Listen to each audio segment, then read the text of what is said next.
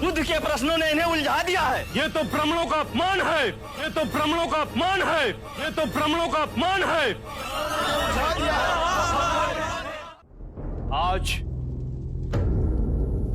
ये दोनों मान्यवर महाराज की उपस्थिति में इस राजसभा में अपने अपने विचार व्यक्त करेंगे। ऐसे विचार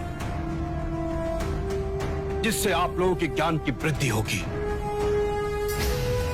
अब मैं दोनों मान्यवर से विनती करता हूं कि वो किसी एक विषय पर अपने विचार प्रकट करें।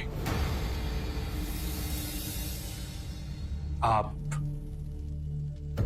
आयु में मुझसे छोटे हैं, अतः विषय चुनने का अवसर भी मैं आप ही को देता हूं। कहिए, किस विषय पर चर्चा करनी है? प्रणाम सौंदंड। क्या आप बता सकते हैं कि एक सच्चे ब्राह्मण में कौन कौन से गुण होना अनिवार्य है?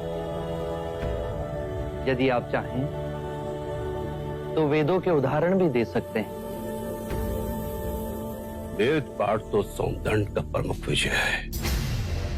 वेद की गहन गुत्थियों को सुलझाने में आप महारथी हैं। भिक्षु गौतम, पूर्ण ब्राह्मण बनने के 5 लक्षण हैं। सुंदर रूप, मंत्रोच्चारण एवं अनुष्ठान करने में प्रवीण, 7 पुष्टों से रक्त की शुद्धता, अच्छा ज्ञान, अच्छा कर्म। इन 5 गुणों में से भी सर्वाधिक महत्वपूर्ण गुण कौन कौन से होने चाहिए? और इनमें से किसी भी गुण के अभाव में क्या वो सच्चा ब्राह्मण हो सकता है? अंत के 2 गुण, अच्छा ज्ञान एवं अच्छा कर्म।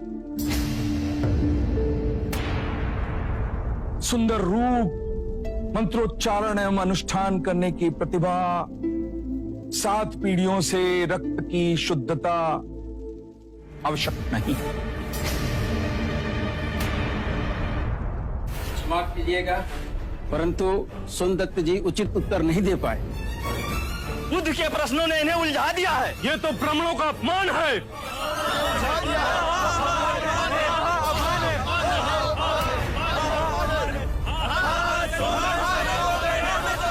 आदरणीय सभागण, यदि आप सौंदर्य में आस्था रखते हैं तो कृपया कर शांत हो जाइए।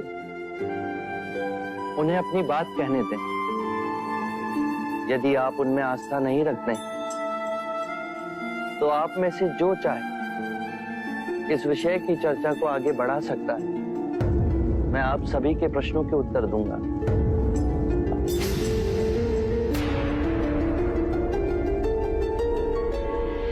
मित्रों, हम सबके बीच में मेरा चचेरा भाई अंगक बैठा हुआ है। अंगक रूपवान है, उसका आचरण कुलीन और उत्कृष्ट है। उसके बाह्य सौंदर्य की बराबरी केवल भिक्षु गौतम के साथ ही की जा सकती है। 2 परिवारों के रक्त की शुद्धता उसके अंदर बह रही है। वेद पाठ का ज्ञानी है, ये 3 गुण तो उसमें है। पर यदि विचार के रूप में देखें कि अंगक मदिरापान करता है, हत्याएं करता है, बलात्कार करता है, झूठ बोलता है, चोरी भी करता है, तो उसके बाकी के गुणों का कोई मूल्य ही नहीं रह जाएगा। अतः मित्रों, सदकर्म और ज्ञान ही सर्वोपरि है पूर्ण ब्राह्मण बनने के लिए। इन दोनों गुणों में से भी सर्वोत्तम गुण आप किसे समझते हैं? सदकर्म और ज्ञान 2 नहीं हो सकते। जैसे एक हाथ दूसरे हाथ को और एक पैर दूसरे पैर को साफ करता है, उसी तरह सदकर्म और ज्ञान एक दूसरे के पूरक होते हैं। सदकर्म आपके विवेक को प्रकाशमान बनाता है और विवेक से किया कर्म आपको धार्मिक बनाता है और यही जीवन का गूढ़ मंत्र है। उत्तम, अति उत्तम सोनदन, आप हमारी आशा पे खरे उतरे।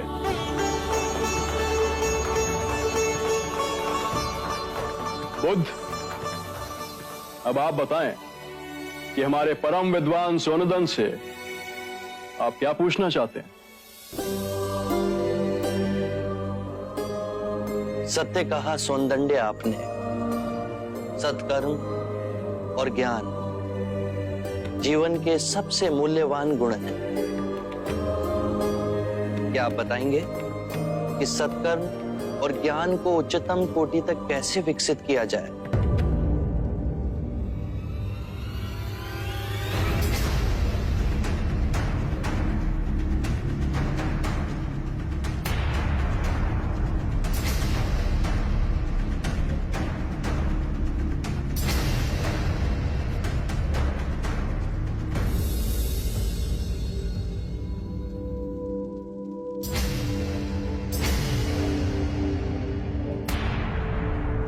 हे करुणा निदान, इस विषय में आप ही हमारा मार्ग निर्देश करें। हम तो केवल सिद्धांत जानते हैं, किंतु आप बुद्ध बन परम सत्य को प्राप्त हुए हैं। हे परम पुरुष, आप ही बताएं, सदकर्म और ज्ञान की उच्चतम कोटि तक कैसे पहुंचा जा सकता है? आत्म मुक्ति के 3 चरण हैं: शीलाचार, ध्यान और ज्ञान।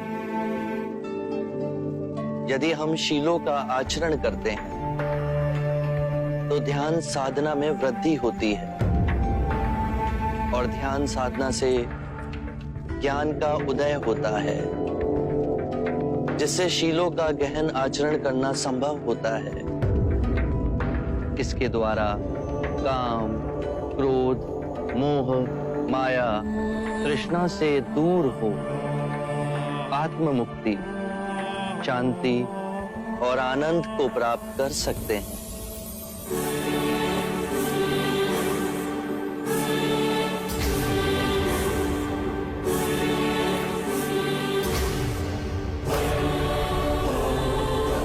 हे करुणा निधि, आपने मेरी आंखें खोल दी, मुझे अंधकार से प्रकाश में ले आए। हे परम पुरुष, मुझे आपकी शरण में ले ले, मुझे संग ही शरण में ले ले परम पुरुष।